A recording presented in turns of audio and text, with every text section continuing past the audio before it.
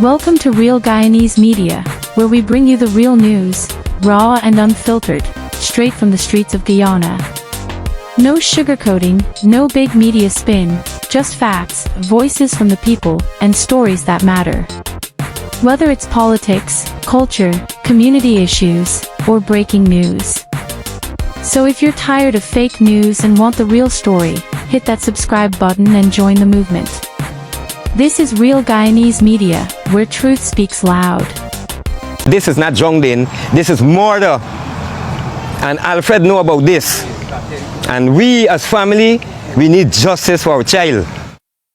It's Alfred. What happened here? I said, man, if this vehicle coming from this direction, I said, even though your father asleep, you ain't gonna take this turn to go in this angle. I said, why you think go in that angle? Well, he started to scratch his hand with the foot. I said, how the car hit the sun? And it curved right behind the sun. He started to fumble and he started to mention all kind of things. Then he turned to me and he said, that Pops, I'm going to tell you the truth. He just called me Pops. He said, Pops, I'm going to tell you the truth. He said that Stacy went with me to escort he from quarantine. That's what he turned to me and said. Stacy went with he to escort he. And he don't want the police to know that. He said he cannot tell the police that Stacy went to escort him from quarantine. He had to find something else to tell the police. Well, I got to buy it up, but I got to still study what's going on. So I started asking about the mark, because when I look at the impression on the ground, I know that a vehicle could have never be driving there and make such a deep impression on the ground in that straight angle without not even a snitch, and it on a rough path. That's what caused me to raise suspicion about something had to happen here. Then I look on the road, the way how I see the tires set, and I look on the road, there was no, at least no battles or anything on the road to claim like something, she hit something or something, you know, and swear off, or she even come from outside, because if you're coming with a speed to make a turn like this, that means you got to show some sign of skidding or some sign of tire impression in the road. And I didn't see nothing like that, so I still question what happened.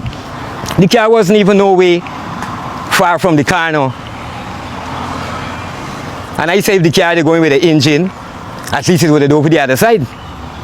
But it was right at the car now, showing that to me it looked like it was pushed down rather than drive down. You see? So they bring up the truck closer, they tie up the car, they bring up the car. When he opened the car, he showed me the seat belt that he cut. He had to cut the seat belt to take out Stacy. Well, so is it. I see look in the car, nothing else was in the car. But then again I study, where is Stacy's phone? Because Stacy's always moved your phone and she got to get your phone in the car. And if you now come to this car, where's the phone? You understand? You got to get the phone, because the phone was ringing in the morning. The phone ring whole day Friday. But then Saturday morning it was torn off. He bring the car down. I expect the car to go to the police station, because it's supposed to be in the hands of the police under investigation. But instead, the car is at his home in front of his yard. I even take out a photograph and I post it. It is at his yard. And I don't see, it's the same street with the police station. And I can't understand when they bring up the results that she died by Jongdin and some strangulation, I still in conclude as evidence, because strangled by who? Yes, you understand? Because he take the car out to the trench, carry it home by the house, wash it out, and everything. So me know what you're looking at there. When they finish the thing, I go back and I take a look at Stacy, and I see by on Stacy there was bruises on Stacy's back. You see those bruises on Stacy's back on her side. It looked like she had a puncture on someone's side. You could see a fine hole there with some blood spot. There's a puncture. And also on her hand, you could see it swell up on her face. You could see it got marks of violence.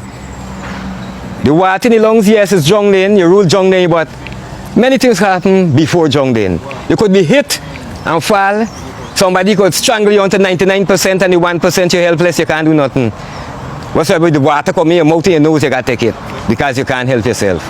So I just don't want to hear drowned in. They have many more things surrounding it because this is not drowned in. This is murder. And Alfred know about this.